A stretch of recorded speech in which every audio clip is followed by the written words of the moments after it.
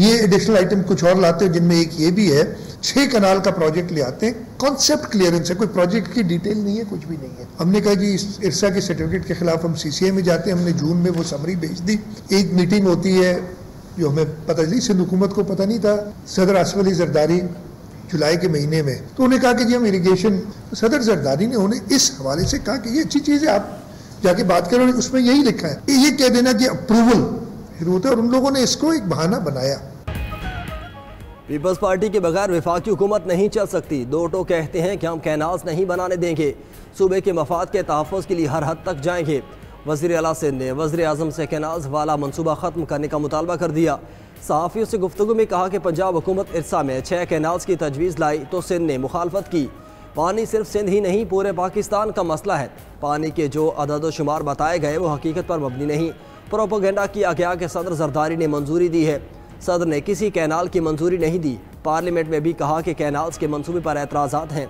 मुश्तरका मफादात council की मंजूरी के बगैर कुछ नहीं हो सकता। हमने बंदूक उठाने की बात नहीं की, आईनी रास्ता अपनाया है। सूबे के मफाद के खिलाफ कोई मंसूबा नहीं बन सकता। मुराद अली शाह ने विफाक से CCI इजलास बुलाने का मुतालबा कर दिया।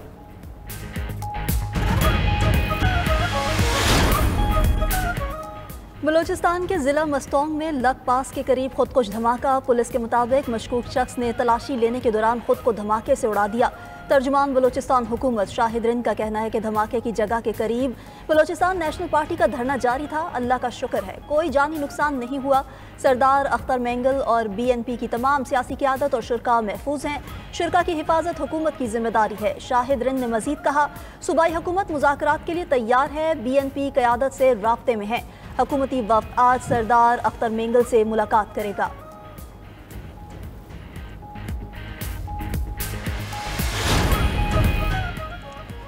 अफगान हुकूमत के सामने दहशत गर्दी के मसले को मौसर तरीके से उठाने का फैसला। वज़ीर दाखिला की ज़ेर सदारत काउंटर टेररिज्म कमेटी का दूसरा इजलास। मोहसिन नकवी ने कहा कि दहशत गर्दी से निपटने के लिए वज़ीर आज़म, आर्मी चीफ और तमाम स्टेक होल्डर्स एक सफ़े पर हैं। सूबों की मुशावरत के बगैर कोई फैसला नहीं किया जाएगा।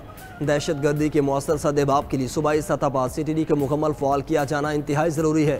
फ्रंटियर कॉन्स्टेबलरी की तंजीम नौ के बाद इसे नेशनल रिजर्व पुलिस में तब्दील किया जाएगा। इजलास में बेहतर मॉनिटरिंग यकीनी बनाने के लिए धमाका खेज मवाद को वफाकी सब्जेक्ट बनाने पर इत्तेफाक।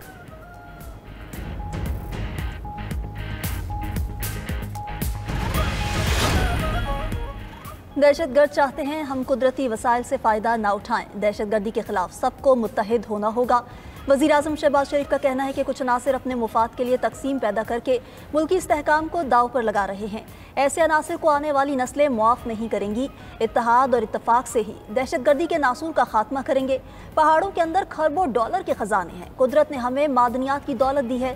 इन वसाइल को इस्तेमाल करके हम अपने कर्जे ख़त्म कर सकते हैं। मुल्क खुशहाल हो सकता है।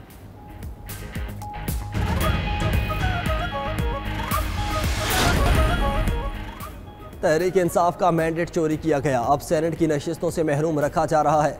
अदालती फैसलों को भी हवा में उड़ाया जा रहा है। PTI के सेक्रेटरी इत्तलात शेख वकास अकरम का कहना है, बार बार अदालती फैसलों के बावजूद बानी के साथ मुलाकात करने की इजाज़त नहीं दी जा रही। कवानीन में तरमीम करके मुल्क का तमस्खर उड़ाया जा रहा है। पीका कानून के घुटन का माहौल है। हम पुरअमन एहतिजाज समेत तमाम आईनी हक इस्तेमाल करेंगे।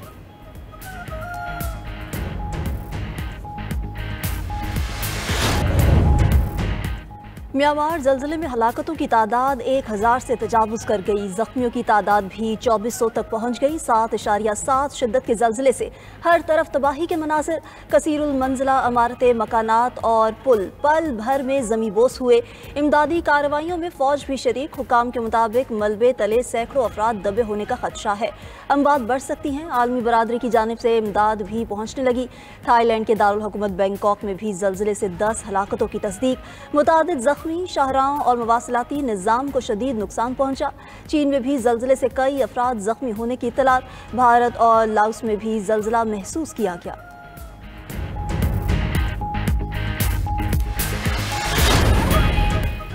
सदर मुमलिकत और वज़ीर आज़म म्यांमार और थाईलैंड में जल्जले से जानी नुकसान पर इजहार अफसोस। जख्मियों के लिए सेहतयाबी की दुआ। आसिफ अली जरदारी ने कहा, दुख की इस घड़ी में जल्जला मुतासरीन के गम में बराबर के शरीक हैं। वज़ीर-ए-आज़म शहबाज शरीफ ने कहा कि तबाहकुन ज़लज़ले पर गहरा दुख है। नागहानी आफत से मुतासरीन की जल्द अज जल्द बहाली के लिए दुआ गो हूँ। इस्लामाबाद वज़ारत ख़ारजा में क्राइसिस मैनेजमेंट यूनिट फ़ाल। दोनों ममालिक में पाकिस्तानी शहरियों की मदद के लिए एमरजेंसी नंबर भी जारी। वज़ारत ख़ारजा के मुताबिक यंगून और बैंकॉक में सफारत खाने हंगामी सूरत हाल में मुआवनत फराहम करेंगे।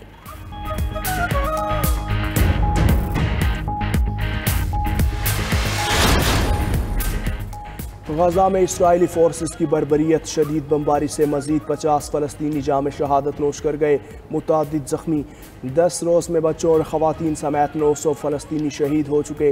इसराइली फ़ज़ाया की लबनान में भी दहशत गर्दी, बैरूत पर बमबारी में 2 अफराद शहीद। इसराइली वज़ीर-ए-आज़म नेतन्याहू की हर धर्मी बरकरार, कहा दुश्मन के खिलाफ लबनान समेत कहीं भी हमले कर सकते हैं।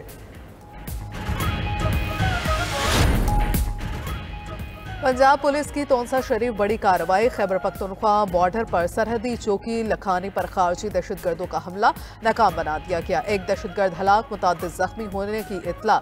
लखानी चेक पोस्ट पर 20 से 25 खारजी दहशतगर्द चारों एतराफ से हमला आवर हुए।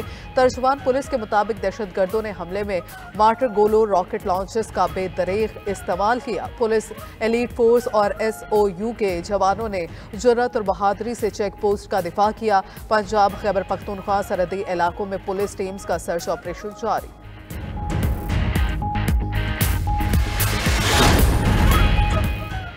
वज़ीर आला खैबर पख्तूनख्वा ने NFC इजलास बुलाने के लिए सदर पाकिस्तान को खत लिख दिया। अली अमीन गंडापुर ने खत में लिखा, इजाफी आबादी के लिए NFC अवार्ड में कोई हिस्सा नहीं मिल रहा। शेयर न मिलने से तरक्याती काम और अमन और इस्तेकाम मुतासर हो रहा है। NFC का शेयर सूबे के बजाय विफाक ले रहा है। 2010 से अब तक 7वां NFC अवार्ड नाफिजुल अमल है। शेयर ना मिलना विफाक और आइन के आर्टिकल 160 की रूह के मनाफी है। 7वीं NFC अवार्ड की गैर आइनी और गैर मुनसिफाना तौसी काबिल कबूल नहीं। माली वसाइल के तकसीम के लिए 10वां NFC इजलास जल्द बुलाया जाए।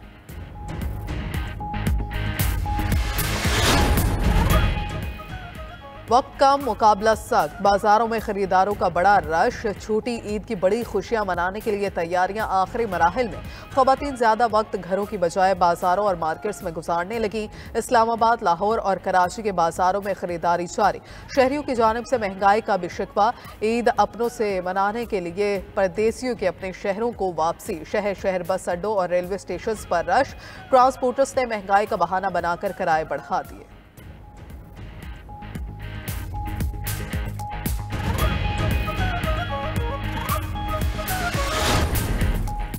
हुकूमत ने पेट्रोल 1 रुपये सस्ता कर दिया। डीजल की कीमत बरकरार। पेट्रोल की नई कीमत 254 रुपये 63 पैसे फी लीटर मुकर्रर। वजारत खजाना ने नोटिफिकेशन जारी कर दिया। हाई स्पीड डीजल की कीमत 258 रुपये 64 पैसे पर बरकरार रहेगी। मट्टी के तेल की कीमत का नोटिफिकेशन में कोई जिक्र नहीं किया गया। पेट्रोल की कीमत में कमी का इतलाक आज से होगा।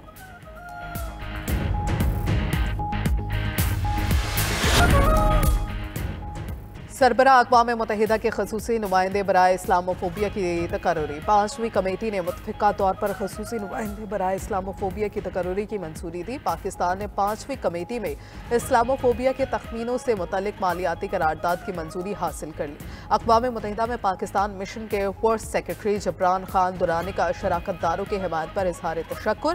करारदाद के मुताबिक दफ्तर बराए ख़ुसूसी नुमाइंदा बराए इस्लामोफोबिया 1 अप्रैल 2025 से कायम किया जाएगा।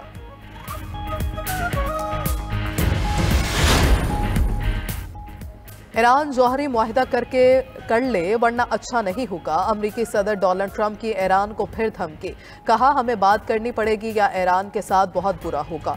ईरान अगर जौहरी प्रोग्राम पर मुआहिदा नहीं करता तो उसे संगीन नताइज भुगतना होंगे। इससे कबल ट्रंप ने ईरान को खत में 2 माह के अंदर मुआहिदा न करने पर फौजी कार्रवाई की धमकी दी थी। ईरान ने कहा था अमरीका के साथ बिलवास्ता मुज़ाकरात हो सकते हैं।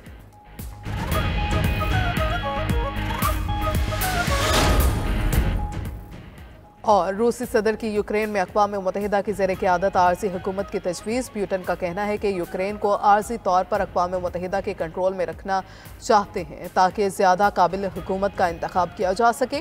मौजूदा यूक्रेनी सदर जायज़ मुज़ाकराती पार्टी नहीं, क्योंकि वो अपनी सदारत की मुद्दत पूरी करने के बाद भी इक़्तिदार में हैं। उधर यूक्रेन ने तजवीज़ को मुस्तरद करते हुए इसे अमन मुआहिदे में ताख़ीर का बहाना करार दे दिया।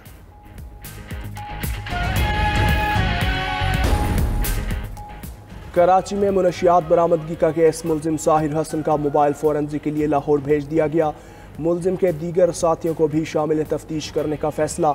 3 साथियों के खिलाफ शवाहिद हासिल कर लिए गए। ज़राए के मुताबिक मुलजिम साहिर के साथी मुल्क के दीगर शहरों से मुनशियात के नेटवर्क ऑपरेट कर रहे थे। मुलजिम बाज़ल की ट्रैवल हिस्ट्री समेत दीगर रिकॉर्ड तलब।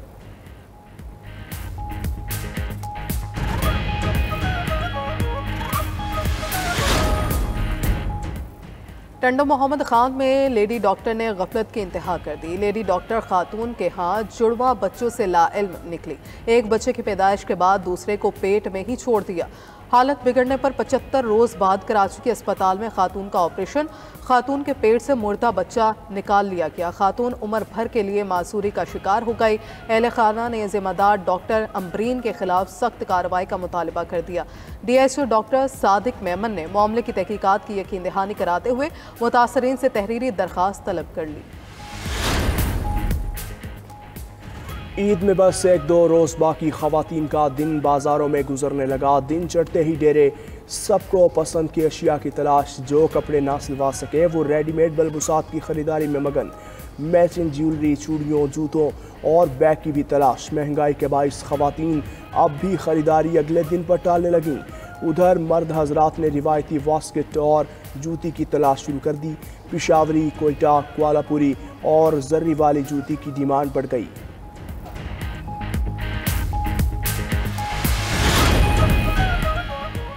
ईद की खुशियां अपनों के संग, शहर शहर लारी अड्डों, रेलवे स्टेशंस और बस टर्मिनल्स पर रश।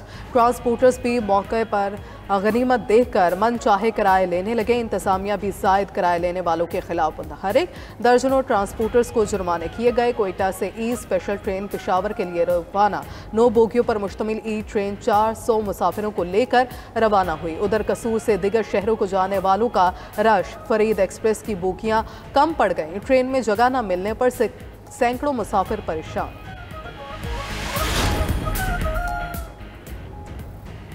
वज़ीर आला पंजाब मरियम नवाज का ईद पर जायद किराया वसूल करने पर क्रैकडाउन का हुक्म। तमाम बस स्टैंड्स पर किराया नामे नुमाया आवेजा करने की हिदायत। डिप्टी कमिश्नर्स मुकर्ररा किरायों की वसूली यकीनी बनाने के लिए मॉनिटरिंग करें। इंतजार गाहों पर बैठने के मुनासिब इंतजाम और पंखे की मौजूदगी भी यकीनी बनाई जाए।